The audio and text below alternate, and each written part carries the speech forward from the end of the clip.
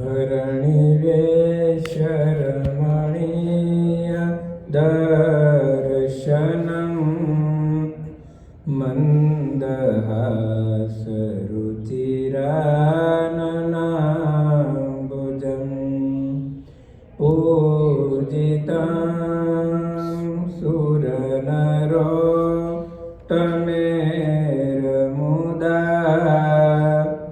धर्मनन्दनमहं विचिन्तये। ॐ श्री अवतारिणे श्री स्वामिनारायणाय नमो नमः। श्री हरिकृष्णाय घनश्यामाय नीलकंठाय श्री सहजानंद स्वामिने नमो नमः। बोलो स्वामिनारायण भगवान की जय। श्री हरिकृष्ण महाराज की जय। બધા ભક્તોને જય સ્વામિનારાયણ। જય સ્વામી। કયું વચનામૃત છે 20મી વખત આપણે આજે વાંચવાનું યાદ છે? 11 કાલે 10મું વાંચ્યું તો 10મું ગઢડા પ્રથમનું 10મું વચનામૃત આપણે વાંચવાનું છે અને સાંભળવાનું। સભા યાદ રાખજો। સ્વામિનારાયણ હરે, સ્વામિનારાયણ હરે। સંવત 1876ના માક્ષર સુધી 13ને દિવસે શ્રીજી મહારાજ શ્રી ગઢડા મધ્યે દાદા ખાચરના દરબારમાં વિરાજમાન હતા અને સર્વે શ્વેત વસ્ત્ર ધારણ કર્યા હતા અને પોતાના મુખારવિંદની આગળ પરમહંસ તથા દેશ દેશના હરિભક્તની સભા ભરાઈને બેઠી હતી। બોલો। સંવત 1876ના માક્ષર સુધી 13ને દિવસે શ્રીજી મહારાજ શ્રી ગઢડા મધ્યે દાદા બરાબર, સરસ। પછી શ્રીજી મહારાજ બોલ્યા છે, અમે વેકંટ્રાદિથી શેત્રુબંધ રામેશ્વર જતા હતા, ત્યાં એક સેવકરામ નામે સાધુ હતો। તે શ્રીમદ ભાગવતાદિક પુરાણને ભણ્યો હતો। તે માર્ગમાં ચાલતા માંદો પડ્યો। તેની પાસે ₹1000ની સોના મોહર હતી, પણ ચાકરીનો કરનારો કોઈ નહીં, માટે રોવા લાગ્યો। જો ભગવાન વન વિચરણ કરે છે ને ત્યારનો આ પ્રસંગ છે। મહારાજ કે અમે વેકંટ્રાદિથી સેતુબંધ રામેશ્વર જતા તો રસ્તામાં સેવકરામ નામનો સાધુ હતો। શ્રીમદ ભાગવત આદિ પુરાણને ભણ્યો હતો, એટલે જ્ઞાની પણ હતો, કથાવાચક પણ હતો। અને મહારાજ કે રસ્તામાં એ માંદો પડ્યો અને ચાકરીનો કરનારો કોઈ હતો ને એની પાસે 1000 સોના મોહર હતી। કેટલી? 1000 સોના મોહર હતી। તેની પાસે ₹1000ની સોના મોહર હતી, પણ ચાકરીનો એટલે સેવા કરનારો કોઈ નહોતો। પૈસા તો હતા, 1000 સોના મોહર એ વખતમાં એની પાસેથી, પણ ચાકરીનો કરનારો કોઈ નહોતો, એટલે રોવા લાગ્યો, રડવા લાગ્યો મહારાજ કે। પછી તેને અમે કહ્યું છે, કાંઈ ચિંતા રાખશો માં, તમારી ચાકરી અમે કરીશું। ભગવાન કેટલા દયાળુ છે। મહારાજ એને સાધુ જાણી અને મહારાજ કે તમે કાંઈ ચિંતા નહીં કરતા, તમારી સેવા અમે કરશું। સ્વયં ભગવાન અક્ષરધામના અધિપતિ, વિચાર તો કરો, જેના દેવતાઓ પણ દર્શનની ઈચ્છા રાખે, બ્રહ્માદિક દેવ પણ જેના દર્શનની ઈચ્છા રાખે, એવા મહારાજ એમ કહે છે કે તમે કાંઈ ચિંતા કરતા નહીં, અમે તમારી ચાકરી સેવા કરશું। પછી ગામને બહાર એક કેળાની ફૂલવાડી હતી, તેમાં એક વડનો વૃક્ષ હતો। તે વડના વૃક્ષને વિશે 1000 ભૂત રહેતા હતા। ગામની બહાર એક કેળાની ફૂલવાડી, એટલે બગીચો કેળાનો હતો, કેળાની ફૂલવાડી। તો મહારાજ કે અને બહુ મોટો એક ત્યાં વડલો હતો, એમાં 1000 ભૂત રહેતા હતા વડલામાં। પણ તે સાધુ તો ચાલી શકે એવો રહ્યો નહીં અને અતિશય માંદો થયો. ચાલવાની પણ શરીરમાં શક્તિ ન રહે એવો અતિશય માંદો થયો. તે ઉપર અમને અતિશય દયા આવી. ભગવાનને એના ઉપર મહારાજ કે અમને દયા આવી. પછી તે ઠેકાણે અમે તે સાધુને કેળના પત્ર લાવીને હાથ એક ઊંચી પથારી કરી આપી. કેળાની વાડીમાંથી ભગવાન કેળના પાંદડા કેટલા બધા લાવ્યા છે. એક હાથ ઊંચી એને પથારી કરી દીધી ભગવાને સુવા માટે. કારણ કે તો ચાલવાની શક્તિ શરીરમાં રહીને એટલો બધો માંદો પડ્યો તો મહારાજે પોતે કેળાના પત્ર લાવીને એક હાથ ઊંચી પથારી કરી દીધી સુવા માટે. કેટલા પત્ર ભગવાન લાવ્યા છે. અને તે સાધુને લોહીખંડ પેટ બેસનું હતું. એવો લોહીખંડ પેટનું બેસનું એટલે ઝાડા પેશાબ વયા જાય. લોહીખંડ પેટ બેસનું તો તેને અમે ધોતા. બોલો, ભગવાન સ્વયં એને ધોતા. સાધુ જાણીને એની સેવા કરતા અને ચાકરી કરતા. અને તે સાધુ પોતાને જેટલું જોઈએ તેટલું અમારી પાસે ખાંડ, સાકર, ઘી, અન્ન તે પોતાના રૂપિયા આપીને મંગાવતો. તે અમો લાવીને રાંધી ખવડાવતા. મહારાજ કે પોતાને જેટલું જોવે ને એટલું ઘી, સાકર, ખાંડ, અન્ન બધું અમારી પાસે રૂપિયા આપીને મંગાવતો. તો અમે એને રાંધી ખવડાવતા. ભગવાન પોતે રસોઈ કરે, પછી સીધું લઈ આવે, બધું રસોઈ બનાવે, ભગવાન જમાડે અને અમે વસ્તીમાં જઈને જમી આવતા. બોલો, ભગવાન વસ્તીમાં એટલે જે ગામના લોકો રહેતા ને ત્યાં ભગવાન જઈને ભિક્ષા માંગીને જમી આવતા. અને કોઈ દિવસ તે સાધુએ અમને એમ કહ્યું નહીં જે અમ પાસે દ્રવ્ય છે તે આપણે બેને કાજે રસોઈ કરો. કેવો એ નિર્દય છે, વિચાર કરો. ભગવાને ખુદ એનું લોહીખંડ પેટ બેસનું કાયમ ધોતા. એક હાથ કેળાના પત્રની ઊંચી પથારી કરી દીધી. એની ચાકરી કરતા. તો એ પૈસા આપીને સીધું લાવે. ભગવાન બધું રાંધી ખવડાવે. તો કોઈ દી એમ ન કીધું કે આપણે બેને માટે તમારું પણ મારી લારે ભેગું રસોઈ બનાવજો, આપણે બે સાથે જમશું.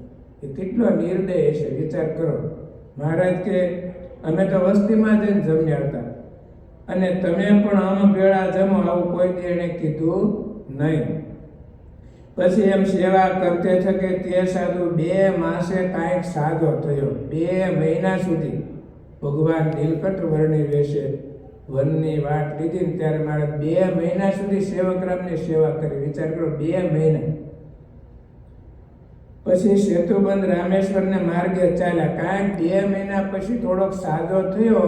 પછી મહારાજ કે સેતુબંધ માર્ગને રામેશ્વરને માર્ગે પાછા આગળ ચાલતા થયા.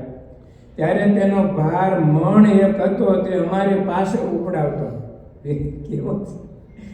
1 મણ એટલે 20 કિલો વજન. મહારાજ કે એની પાસે એટલો ભાર હતો વજન, એ પાછો અમારી પાસે ઉપડાવે.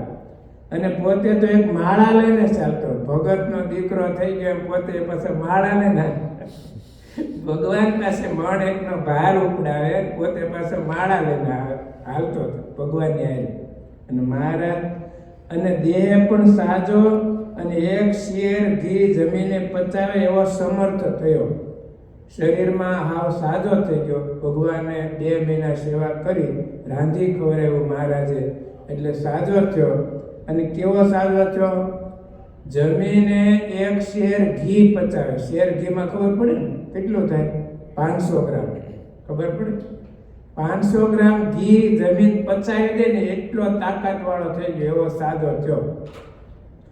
એવો સમર્થ થયો તો પણ ભાર અમારી પાસે ઉપડાવ્યો.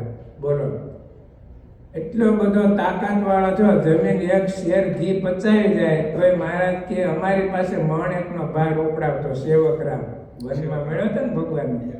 બોલો, ભગવાનની માથે ભારનું પોટલું અને પોતે પાછો માળા લઈને હાલે. એકલો માળા ફેરવતો. આપણને વાત સાંભળતા હસવું આવે કે ભગવાન કેટલા દયાળુ અને એ કેટલો નિર્દય. વિચાર કરે, એનું નામ પાછું કેવું છે? સેવકરામ. સેવકરામ નામ છે, સેવા બીજા પાસે કરાવે છે. ભગવાનને પણ હસવું આવે કે આવા પણ લોકો હોય છે. તો પણ ભાર અમારી પાસે ઉપડાવે અને પોતે અમથો ચાલે, પોતે કાંઈ પણ ભાર ન લે, ખાલી માળા લઈને હાલે, 1 મણ એનો વજન ભગવાન પોતે ઉપાડીને હાલે. અને અમારી પ્રકૃતિ તો એવી હતી કે ભાર નામે તો એક રૂમાલ પણ રાખતા નહીં. શ્રીજી મહારાજ ભગવાન પોતે શું કહે, અમારો સ્વભાવ મહારાજ કે કેવો હતો, ભાર નામે એક રૂમાલે ન રાખતા, એવો અમારી પ્રકૃતિ સ્વભાવ હતો. માટે તેને સાધુ જાણીને અમે એનો 1 મણ 1નો ભાર ઉપાડી ચાલતા. સાધુ જાણ્યો મહારાજ કે ભગવાનનો સાધુ છે એમ માનીને 1 મણનો ભાર અમે ઉપાડતા. એવી રીતે તે સાધુની અમે ચાકરી કરીને સાજો કર્યો. ભગવાને 2 મહિના સુધી સેવકરામની સેવા કરી અને સાજો કર્યો, પણ તે સાધુએ અમને 1 પૈસા ભાર અન્ન આપ્યું નહીં. વિચાર કરો, 1000 રૂપિયાની સોનામાં એ જમાનામાં એની પાસે હતી, પણ મહારાજ કે અમને 1 પૈસા ભાર અન્ન ન આપ્યું. 2 મહિના તો ભગવાન એની રાંધી ખવડાવી, કપડાં ધોતા, બધી પોતે લોહીખંડ પેટ બેસવું એટલે બધું ધોતા અમે, તો એ મહારાજ કે અમને કોઈ એમ ન કીધું 1 પૈસા ભાર અમને અન્ન ન આપ્યું. પછી અમે તેને કૃતજ્ઞ જાણીને તેના સંગનો ત્યાગ કર્યો. વસ્તીમાં ભગવાન કે અમને અન્ન ન મળે તો અમે ઉપવાસ કરતા, પણ એને લાવીને રાંધી ખવડાવતા. એ કેવો માણસ છે, વિચાર કરો. આપણે તમે ટ્રેનમાં કે કોઈ પણ જગ્યાએ જાતા ને તમારી પાસે નાસ્તો હોય, બિસ્કિટ હોય કે કાંઈ જમતા હોય તો તમે બીજાને સહેજ વિવેક તો કરો, બાજુમાં બેઠો હોય તોય. ભલે આપણે કાંઈ સંબંધ હોય તો કે ભાઈ લ્યો થોડુંક જમવું, કેવી કે નહીં. પણ આ સ્વયં ભગવાન એની સેવા કરી અને 2 મહિના સુધી તોય કોઈ એમ ન કીધું કે આપણે 2 માટે રસોઈ કરો, તમે ભેગા જમો. મહારાજ કે એમને 1 પૈસા ભાર અન્ન ન આપ્યું. પછી તેને કૃતજ્ઞ જાણીને તેના સંગનો ત્યાગ કર્યો. આને શું કહેવાય? કૃતજ્ઞ કહેવાય. મહારાજ કે જે કર્યા કૃત્યને જાણે નહીં, એવી રીતે જે મનુષ્ય કર્યા કૃત્યને ન જાણે તેને કૃતજ્ઞ જાણવો. આના ઉપરથી ભગવાન સ્વામિનારાયણે આપણને સમજાવ્યું કે કોઈનો વિપરીત સમય હોય, વિપરીત પરિસ્થિતિ હોય અને એમની પાસે કાંઈ ન હોય, તમારી પાસે હોય, તમે જ્યારે એવા વિપરીત કાળમાં તમે એની સેવા કરી હોય, મદદ કરી હોય, અને પછી એનો સારો સમય આવે, તમારો નબળો સમય આવે, ત્યારે જો તમને એ સપોર્ટ ન કરે, તમારી સહાય ન કરે, તો મહારાજ કે એને શું કહેવાય? એને કૃતજ્ઞ કહેવાય. એની પાસે કાંઈ નહોતું ત્યારે તમે એની મદદ કરી હતી, પણ એની પાસે પૈસા થઈ ગયા પછી તમારે સામું નથી જોતો. જે તમારે લઈને આગળ આવેલો વ્યક્તિ છે છતાંય તમને ભૂલી જાય છે, તો ભગવાન સ્વામિનારાયણ કે એને કૃતજ્ઞ જાણવો. અમે આ સાધુને કૃતજ્ઞ જાણીને એનો ત્યાગ કરી દીધો. આપણને પણ ભગવાન કૃપા કરીને આવો મોંઘો મનુષ્યનો દેહ ભરતખંડમાં આપ્યો, અને આપણે હવે ભગવાનની સેવા, ભક્તિ, સત્સંગ ન કરીએ ને, ભગવાનને ન રાખવી ને, તો આપણે પણ કૃતજ્ઞ કહેવાય. એટલે આપણે પણ ભગવાનનું ભજન, સત્સંગ, નિયમ, ધર્મ પાળીને ભગવાનને રાજી કરી લેવા. એટલે ભગવાને બહુ મોટી કૃપા કરી. આપણા માતા પિતાએ આપણને જન્મ આપ્યો, પાળી પોષીને આપણને મોટા કર્યા, અને પછી આપણે એની સેવા ન કરીને તો એને પણ કૃતજ્ઞ કહેવાય. શું કામ? બહુ મોટો ઉપકાર છે આપણા માતા પિતાનો આપણી ઉપર.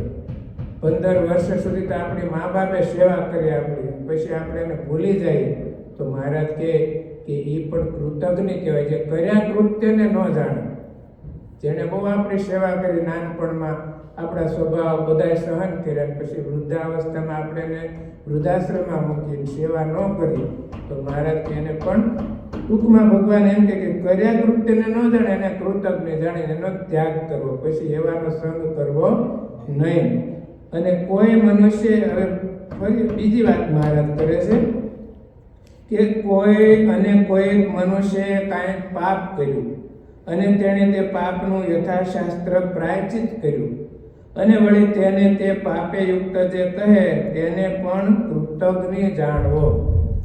કોઈ વ્યક્તિથી કાંઈક મહારાજ કે પાપ થઈ ગયું, પછી શાસ્ત્રને અનુસાર એને પ્રાયશ્ચિત કરી નાખ્યું, તો એ પાપથી મુક્ત થઈ ગયો, પછી એમાં દોષ કહેવાય નહીં. પાપથી મુક્ત થયા પછી કોઈ એને પાપી કહે તો એને પણ કહેનારાને કૃતજ્ઞ જાણવો. મહારાજ કે એવું એને પાપ લાગે છે, કૃતજ્ઞ જેવો જ એને પાપી જાણવો. આવી રીતે ભગવાન વન વિચરણ કરતા કરતા સેવકરામ નામની ભગવાને વાત કરી કે કર્યા કૃત્યનું ન જાણે એનો સંગ કરવો નહીં, એનો ત્યાગ કરી દીધો મહારાજને. પછી ભગવાન સેતુ બંધ રામેશ્વર જાય છે. ઇતિ વચનામૃતમ, એવી રીતે ગઢડા પ્રથમનું 10મું વચનામૃત થયું. સહજાનંદ સ્વામી મહારાજની જય. શ્રીપતિમ શ્રીધરમ સર્વદેવેશ્વરમ ભક્તિધર્માત્મજમ શ્રી વાસુદેવમ હરે માધવમ કેશવમ કામદમ કારણમ શ્રી સ્વામિનારાયણમ નીલકંઠમ ભજે. સહજાનંદ સ્વામી મહારાજની જય. 2 મિનિટ મહારાજની મૂર્તિ સંભાળીને ધૂન બોલવું. સ્વામિનારાયણ સ્વામિનારાયણ સ્વામિનારાયણ સ્વામિનારાયણ સ્વામિનારાયણ સ્વામિનારાયણ સ્વામિનારાયણ સ્વામિ